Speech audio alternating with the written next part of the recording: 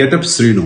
ఆ పేరు తలుచుకోగానే జబర్దస్త్లో రకరకాల గెటప్లు, రకరకాల హావభావాలు, రకరకాల గొంతులు, యాస మార్చి నటిస్తూ నవ్విస్తూ ఉండే నటుడు మన కళ్ళ ముందు కనబడతాడు.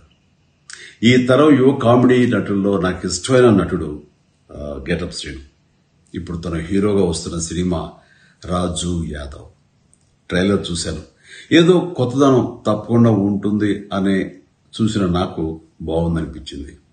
శ్రీను చూపించిన అభినయం మనల్ని నవ్విస్తుంది, కవ్విస్తుంది, వినోదపరుస్తుంది. శ్రీను చూస్తుంటే నాకు ఆ గతంలో ఒక కామెడీ హీరో ఉండేవారు. ఆయన పేరు చలం. చలం గారిని ఆ రోజుల్లో ఆంధ్ర దిలీప్ కుమార్ అనేవారు. మన గెటప్ శ్రీను కూడా నాకు అలాగే అనిపిస్తాడు. తన టాలెంట్కి హద్దులు, లిమిటేషన్స్ లేవని తను నిరూపిస్తుంటాడు. అలాగే నాకు అనిపిస్తుంటుంది. ఇది నిజం.